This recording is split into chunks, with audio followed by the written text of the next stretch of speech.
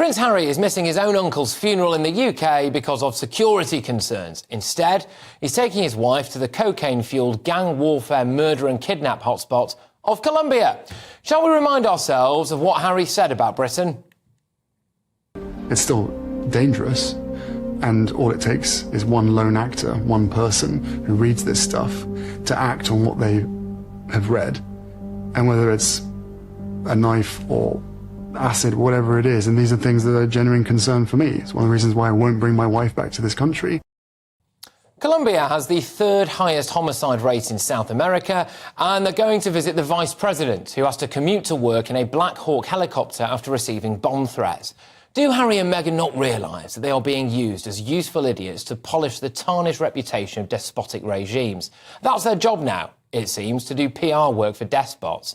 They went to Nigeria, one of the world's corruption capitals, so Meghan could, quote, reconnect with her roots. And now they're off to Colombia to, quote, illuminate the country's role as a beacon of culture and innovation. Well, I should probably just point out at this stage that the government faces numerous scandals, including the president's son, who stands accused of money laundering from drug cartels and funneling that money into his own father's campaign. Apparently, Harry and Meghan will visit a town in Colombia founded by runaway slaves that has become a symbol of anti-colonial resistance. Now, presumably, they're hoping that that will be symbolic of their own journey in some way. But unfortunately for Meghan, she might find that she has more in common with Colombia's vice president, who has been described as the biggest fraud, she's done nothing, only play the victim and travel around in helicopters. Their chief of staff has also just quit now after 3 months. Harry and Meghan have reportedly lost at least 18 staff since they married in 2018, with 9 or more having left since they moved to California in 2020.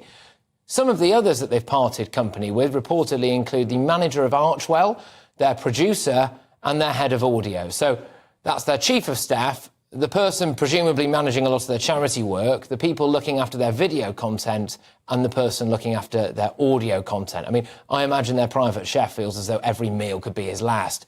Meghan has also failed to find a chief executive for her new cooking and lifestyle brand, American Riviera Orchard, despite having interviewed several candidates.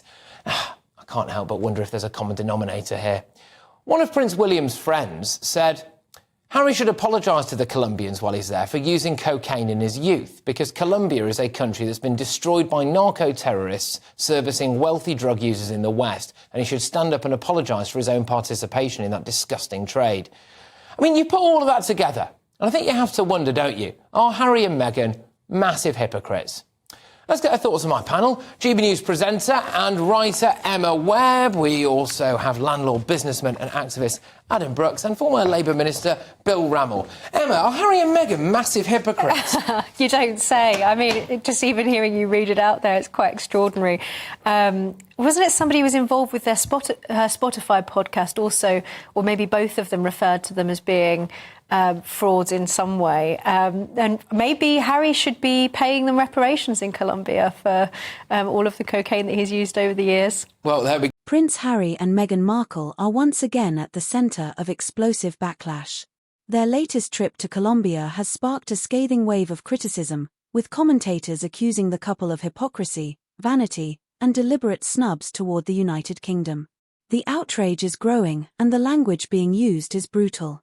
Harry and Meghan's visit to Colombia was presented as a humanitarian and cultural engagement.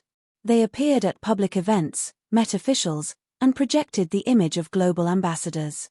But critics argue this wasn't about charity, it was a PR spectacle designed to mimic official royal tours, despite the couple stepping down from royal duties years ago. Here's where it gets messy. Royal commentators have unleashed scathing rants, calling the trip deeply hypocritical. Why? Because the couple seemingly ignored the UK, choosing to make a grand appearance abroad while refusing to reconcile or participate in events closer to home. One royal insider described it as a deliberate snub, adding, "They want the royal spotlight, but not the royal responsibility." In the UK, tabloids and commentators didn't hold back. Headlines blasted the Sussexes as self-serving and tone-deaf. Yeah, I mean, look, Adam, I do find it, slightly ridiculous that you would miss your own uncle's funeral because of security fears and security concerns, but you are willing to take your wife to one of the murder, drug-fuelled kidnap hotspots in the world. It's crazy. Yeah. I mean, I don't believe a word they say. I've never hidden my thoughts on these two. I really can't stand them, if I'm honest. He's as wet and hypocritical as they come, and she's one massive diva. And to lose 18 staff, it just says it all. Well, you employ people, don't you? That is quite a staff retention issue they've got going on. The Queen had some of her close staff for decades. That says a lot. And you only have to put in Google her name and you find so many people. I mean, there's a famous maitre d' in New York that said she was demanding and rude. Our own Angela Levin, who we all love on this programme, you know, she described her in not particularly flattering language. And it's a shame because in 2018, I threw a party for their wedding in the pub. The nation was on a buzz. You know, I thought it would help race relations. I thought it was great that he was marrying her, and she's just turned out to be a disaster, and I think she's nearly split up the royal family. Bill, what do you think? I mean, has he got a right, do you think, to not feel safe in Britain? No, he hasn't. Look, I was going to express some sympathy for Harry, and I'll come on to do that, but I'd forgotten that contrast between Colombia and the UK. As a minister, I went to Colombia 3 times, and I only went with protection officers because it's one of the most dangerous countries in the world. And to compare safety in the UK to Colombia is just hogwash. However, I think you can have some sympathy for him. I think he's a damaged young man. You know, he lost his mother at a very early age, and that's clearly scarred him. He's estranged from his father and his brother, and speaking as a human being, not a monarchist, I think that's very sad. But, you know, judgment calls all the time. They seem to get wrong. To paraphrase Oscar Wilde, to lose one member of staff from your entourage might be deemed unfortunate. To lose 18 in 6 years is a bit of a disaster. And I think they need to get a grip. They need to hire some decent staff. More importantly, they need to listen to them and bluntly be told what to do because they're trashing their brand. The other aspect of this, though, is going to countries like Nigeria for a bit of PR. They're doing PR for, you know, a regime over there that I think, you know, they would probably balk at, really, if it was some kind of Western regime. You know, similar issues in Colombia here. Is this their job now, to do PR for despots? Meanwhile, American media highlighted the growing gap between the couple and the royal family, questioning their true motives. Social media erupted, with critics accusing the pair of using their titles as marketing tools rather than for service. Royal experts warn that this kind of behavior could further isolate Harry from his family and damage his credibility in both the UK and abroad.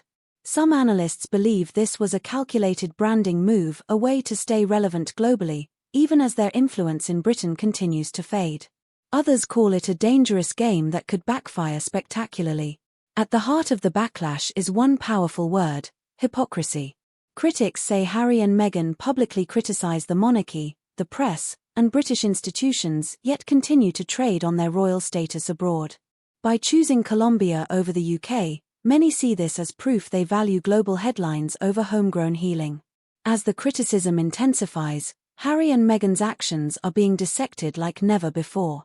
Is this simply a case of misunderstood intentions? Or is the couple deliberately rewriting their own narrative, no matter the cost to their royal ties? One thing is clear: the fallout from this trip is far from over. Tell us what you think in the comments. Is this hypocrisy or strategy? And don't forget to like, share, and subscribe for more explosive royal breakdowns. You took the thought right out of my head, because they want to talk about things like online harms and children's safety, but did they call out Boko Haram and the kidnapping of schoolgirls when they were in Nigeria? I don't think they did. And I think that for young people in both Colombia and Nigeria, online harms are probably the least of their worries.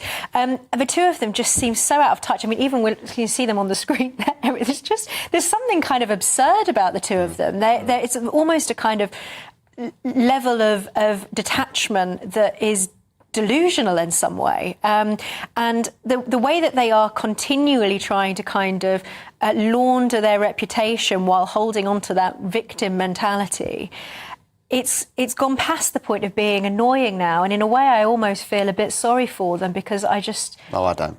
I mean, I just can't fathom what must be going on in their heads. They are so detached from reality. But I think you've got to recognise when you're in a hole, stop digging. And they are in a hole. They're in a big hole. I think they can recover their reputation, but they've really got to take professional advice and they've got to listen to that advice and bluntly do what they're told. But even on that Nigeria trip, many commentators and many journalists called out about how apparently she was so rude to the teachers on the trip to the school there. So she can't help herself. It doesn't matter what, position you put her in, her behaviour, her true self seemingly comes through.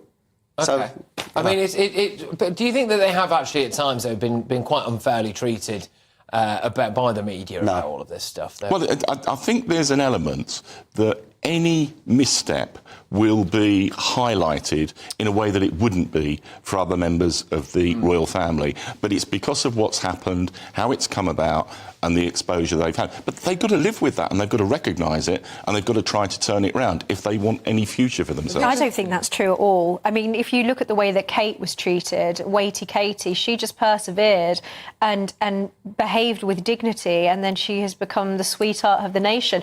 So I think if Meghan Markle in particular, but both of them had behaved differently and hadn't sort of ratted out their own family for their own personal gain and played the victim repeatedly, moaning about how their cottage at the palace is too small and all these things, then they would have been treated differently. And actually, they, in many ways, they've made the situation toxic. OK, take another example. You and I were sitting in the green room just now and seeing a previous clip of the King now selling £135 aftershave. He's doing a Meghan Markle. Now, if they had done that, it would have been banner headlines.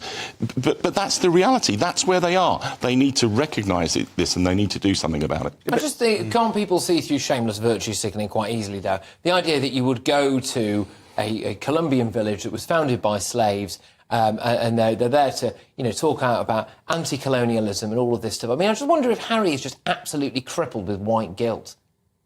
Is that kind of what it is? I mean, has he just got to flagellate himself in public until what? Until someone forgives him? I think he does exactly what she tells him to do. But let's remember, this is a couple that basically intimated to the world that the royal family was racist and terrible people, and then decided to give their kids royal titles. They are hypocrites. And they refuse to give up the Duke and Duchess of Sussex. They will use the royal name to the end of their days. And this is where they are hypocrites. They want their cake and eat it. They want to turn their back on Britain. They want to turn their back on the royal family, but they still want the trappings. They still want security. I think there's still a legal case being taken to try and get the security back. Branding with the American Riviera Orchard, they're kind of Highgrove style semi-royal branding and still going on these sort of like pseudo-royal tours, like they're trying to set themselves up as some kind of parallel court. I just think that the language that he uses about Britain, of being, horrifically scared at the idea of his wife setting foot in this country, talks us down big time on the world stage. It's rubbish. But then if you're willing to go and talk up countries like Nigeria and countries like Colombia, I just don't think that makes sense. He's betrayed us, and he continuously talks about how it's because of things that people have said and tries to therefore silence people from criticising them. I think he's a complete hypocrite.